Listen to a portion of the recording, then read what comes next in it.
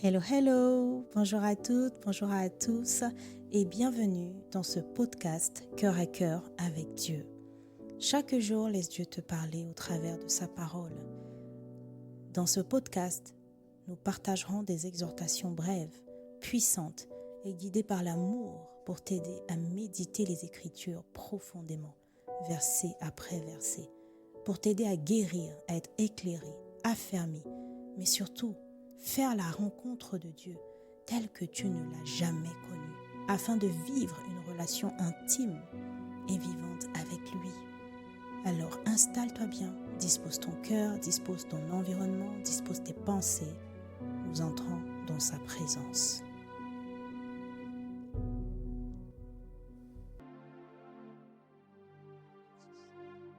Bonjour bien-aimés, je suis dans la joie encore une fois, alors que je commence ce message, je partage cette exhortation. Nous voulons prendre le temps d'inviter le Seigneur dans nos cœurs, dans nos pensées. Et Saint-Esprit, nous t'invitons en ce moment. Nous t'invitons en ce lieu, nous t'invitons alors que nous avons répondu présent à cette convocation divine. Nous venons encore écouter ce que tu as à nous dire aujourd'hui. Aide-nous s'il te plaît. Que la parole de Dieu nous interpelle, nous corrige, nous exhorte, nous forme, nous délivre, nous restaure, nous guérisse et nous transforme. Oh, pour que les personnes choisies que nous sommes par Dieu puissent l'honorer, que Christ soit visible, que la renommée du Père se répande et que nos vies lui soient agréables. Aide-nous à comprendre, à retenir et à pratiquer ce que tu vas nous enseigner maintenant. Au nom de Jésus-Christ. Amen.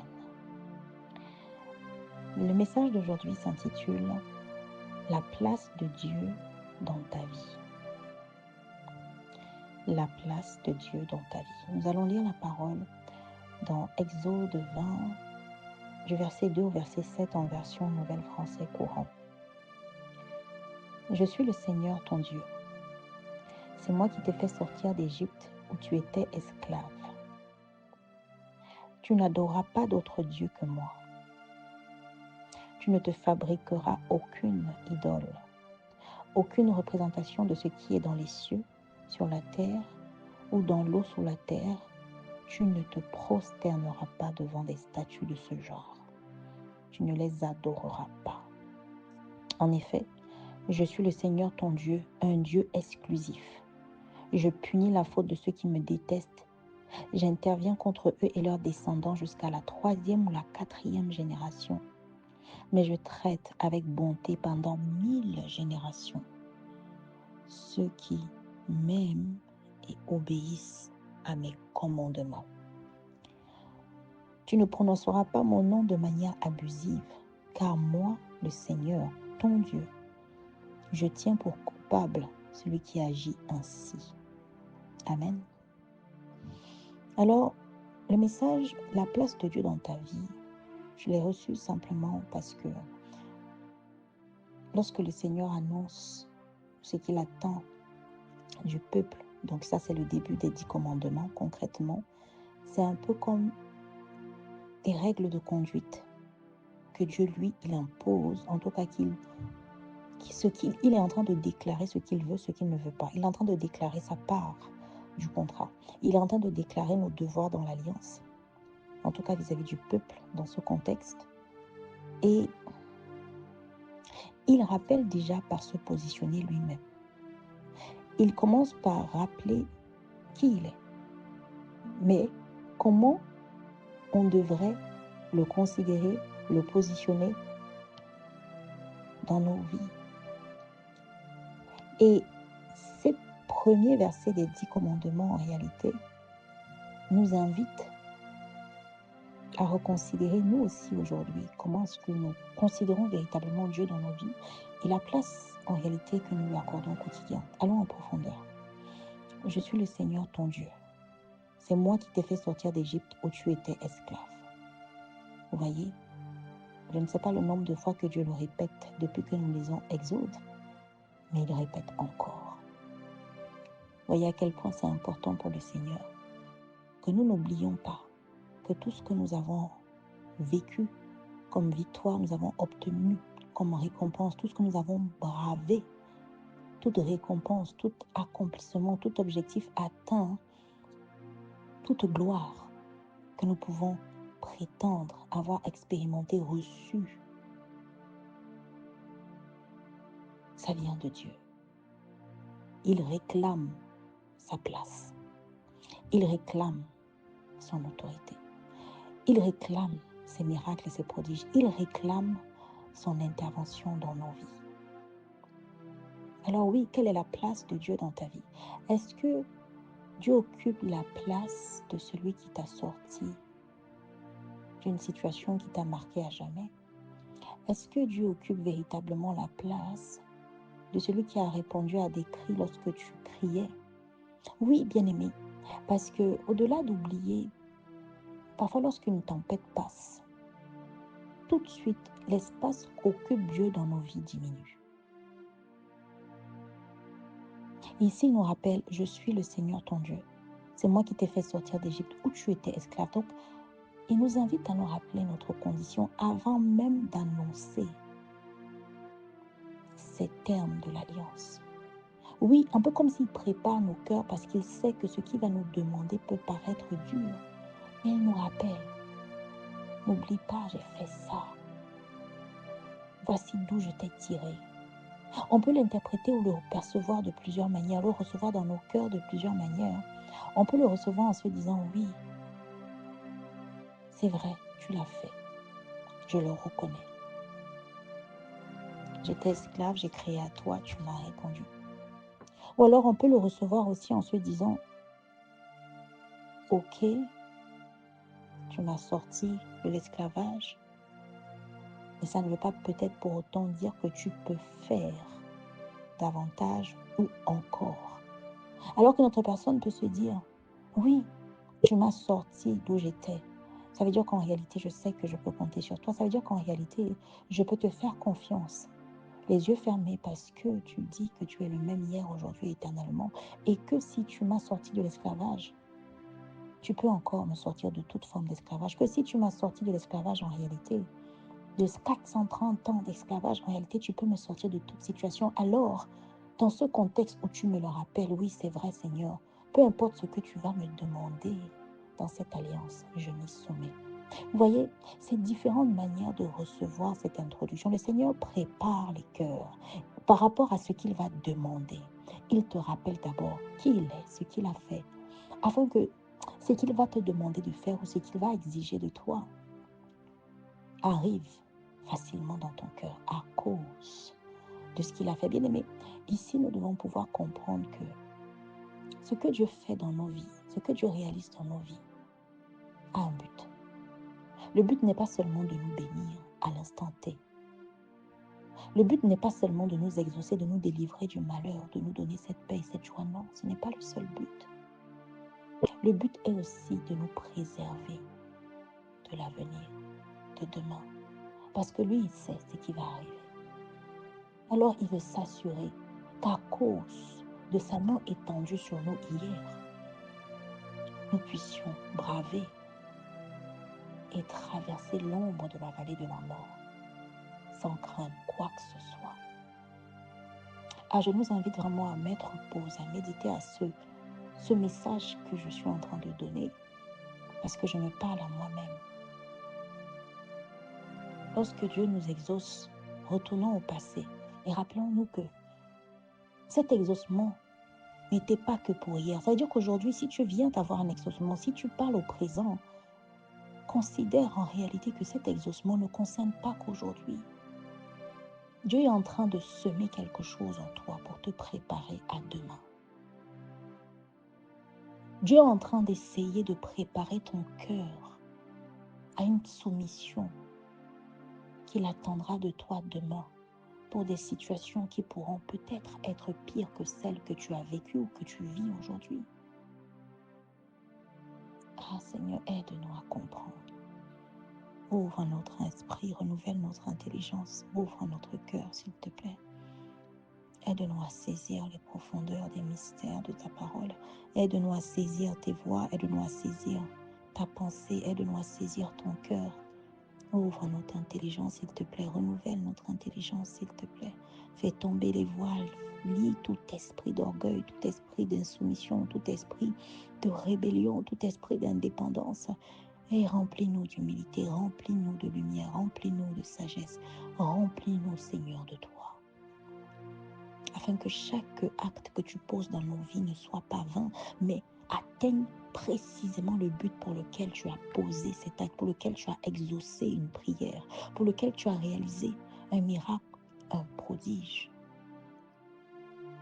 Ouvre nos yeux, s'il te plaît, et aide-nous à sortir de cette intelligence limitée. Verset 3, tu n'adoreras pas d'autre Dieu que moi. Tu ne te fabriqueras pas d'idole. Bien-aimés, nous connaissons ces versets. Et puis, vous voyez, lorsqu'il est écrit dans le verset 5, en effet, je suis le Seigneur ton Dieu, un Dieu exclusif. La version Louis II dit, je suis un Dieu jaloux. Vous voyez, bien-aimés, dans ce deuxième point que je veux développer, le Saint-Esprit m'interpellait. Pourquoi la place de Dieu dans ta vie?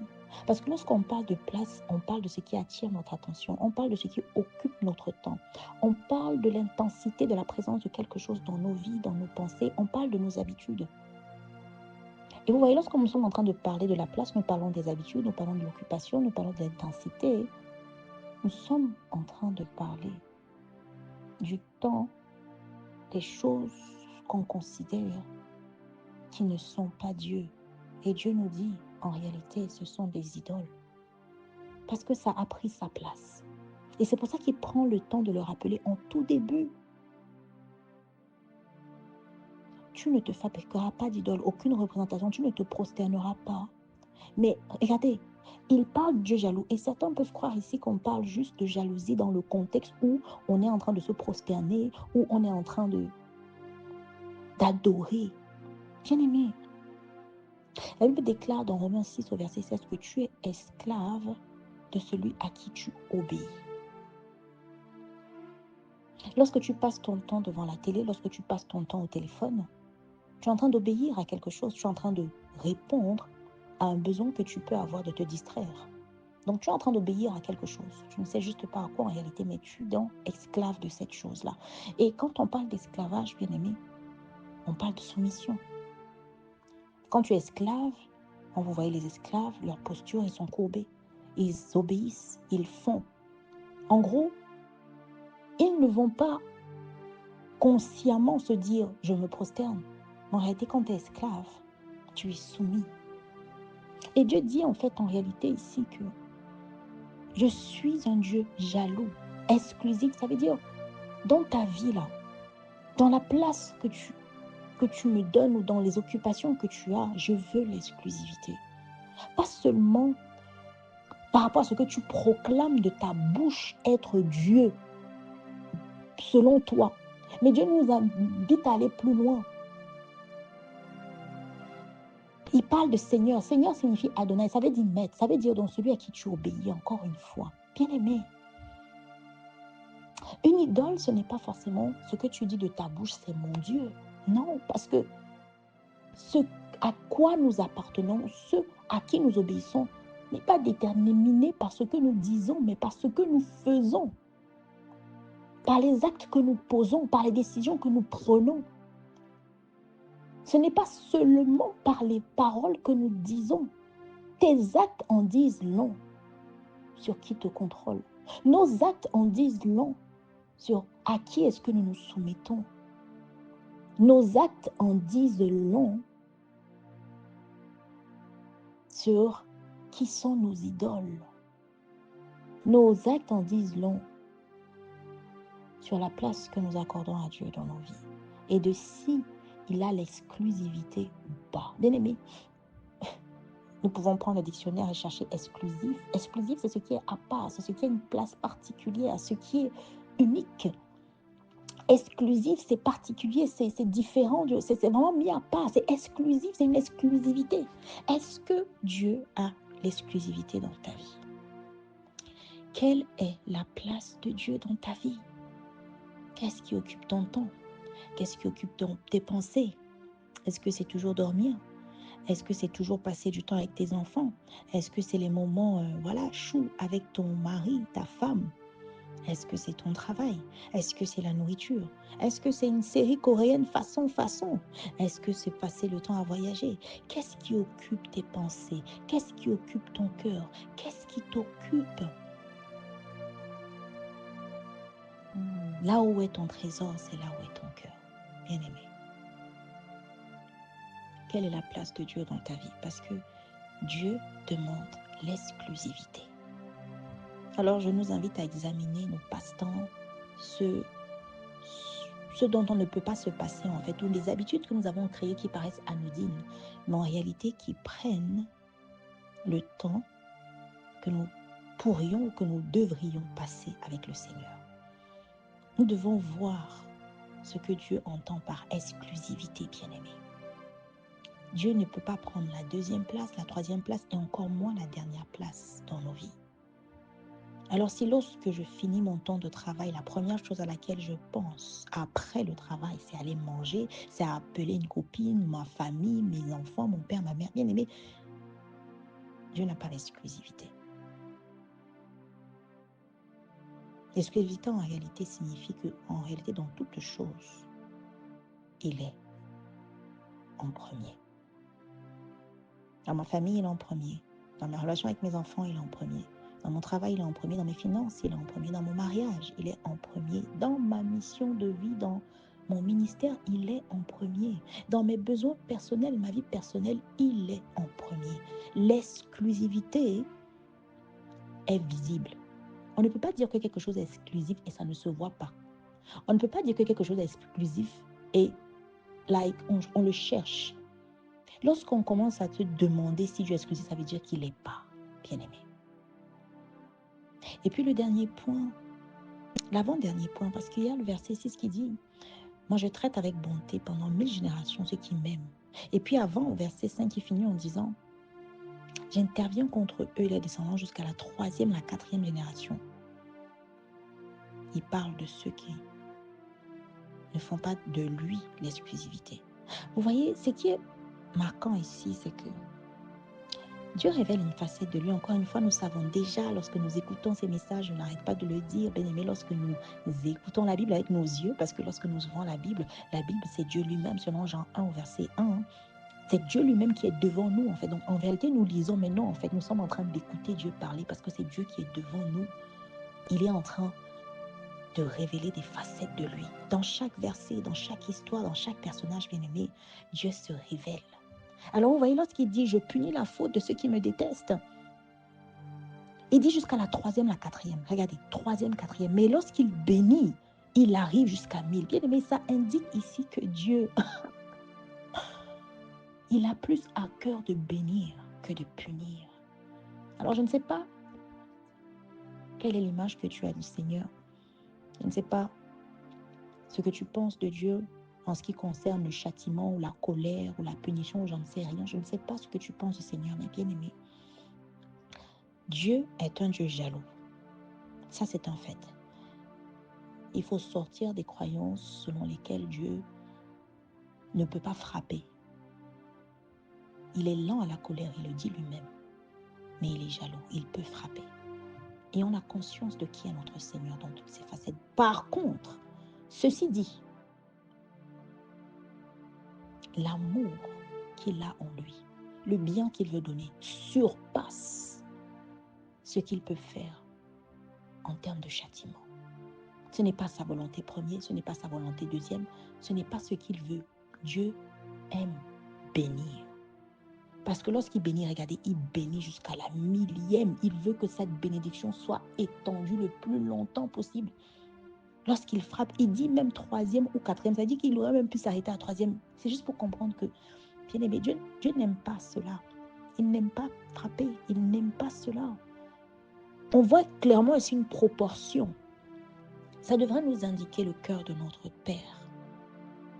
Il veut nous bénir. Allons, gardons cela en tête lorsque nous prions, lorsque nous agissons, lorsque nous laissons les esprits de culpabilité, les mensonges du diable se balader dans nos têtes. Rejetons cela, bien-aimés. Dieu n'est pas un menteur. Il veut nous bénir jusqu'à la 1000e génération. Et puis le dernier point, tu ne prononceras pas mon nom de manière abusive. Bien aimé, la version seconde 21 dit, tu ne prononceras pas mon nom à la légère. D'autres versions disent, tu ne prononceras pas le nom de Dieu pour tromper. Vous voyez, différentes traductions à cause d'un mot riche. Mais bien aimé, nous devons prendre en considération toutes ces traductions. De façon abusive, à la légère ou pour tromper. Bien aimé, examinons-nous. Combien de fois disons-nous Seigneur dans la journée? Lors des conversations entre copines banales en passant, parfois même pour s'exclamer sur des sujets douteux, des habitudes qui nous font prononcer le nom de l'Éternel à la légère. Bien aimé, revenons à la crainte du Seigneur. Pas à la peur, mais à la crainte. C'est-à-dire au respect, à la révérence qu'il mérite pour le roi qu'il est. Il dit, car moi le Seigneur, ton Dieu, il réclame toujours sa place. Je suis ton Dieu. Je ne suis pas n'importe qui, c'est moi. Moi, et je l'assume, j'assume ce rôle. C'est moi ton Dieu, j'aime ce rôle et je veux que tu saches que je le suis. Considère-moi comme ton Dieu. Ça veut dire celui qui pourvoit, celui qui est avec toi, celui qui crée toutes choses dans ta vie. C'est moi. Je tiens coupable. Je tiens pour coupable celui qui agit ainsi. Bien aimé, Dieu n'aime pas qu'on prononce son nom n'importe comment. Oh Saint-Esprit, aide-nous à nous rappeler à chaque fois que nous allons prononcer Seigneur, oh Dieu, ou toute habitude que nous pouvons avoir, interpelle-nous. Oui, tu es celui qui nous convainc de péché, de justice et de jugement. Alors Saint-Esprit, s'il te plaît, convainc-nous. Convainc-nous lorsque nous sommes en train de prononcer ton nom de façon abusive, lorsque nous sommes en train de prononcer le nom de Dieu de façon abusive. Même si ce n'est pas volontaire, même si ce n'est pas prémédité, malsain, aide-nous à ne pas irriter notre Père. Aide-nous, s'il te plaît. Interpelle-nous lorsque nous prononçons le nom de Dieu à la légère. Encore moins pour tromper, ô Saint-Esprit, aide-nous. Merci Seigneur pour ces paroles, merci pour ces révélations. Nous prions que cela remplisse nos cœurs, que ce que tu as pu nous transmettre aujourd'hui remplisse nos cœurs, oui. Nous prions Seigneur pour que tu prennes toute la place en tout temps. Nous voulons désirer cela. Alors crée ce désir en nous, que ce ne soit pas un poids, un fardeau de t'inclure, de se dire, oh, il faut un plan d'action, il faut ça. Non, mais que ce soit simplement, nous soyons dans la manifestation de fait de l'Éternel, tes délices. Aide-nous à faire de Dieu nos délices. Aide-nous à ce qu'il occupe toute la place. La place qui lui est due, la place qu'il mérite. Qu'il n'ait plus à commander, à rappeler, Saint-Esprit, toi, interpelle-nous, s'il te plaît. Aide-nous à nous rappeler tout ce que le Seigneur a fait dans nos vies. Aide-nous à l'accepter, à le conscientiser et à marcher avec cela, avec joie chaque jour, à nous rappeler qui il est. Et que s'il l'a fait hier, il peut le faire aujourd'hui. Et s'il le fait aujourd'hui, il peut encore le faire demain. Seigneur, que nos vies te glorifient, nous avons besoin de toi. Aide-nous, s'il te plaît. Viens faire tomber les voiles, viens briser les chaînes autour de nos cœurs, viens fermer les blessures, viens penser les blessures de nos âmes, viens renverser les faux raisonnements, les hauteurs qui nous empêchent d'arriver à la connaissance parfaite, à l'obéissance de Christ. Donne-nous la grâce de te voir tel que tu es, Seigneur. Un Dieu qui veut bénir, un Père qui veut bénir, plutôt que châtier. Donne-nous la grâce d'ajuster nos comportements, nos décisions, nos priorités, notre organisation, pour te donner cette place que tu mérites amplement, largement.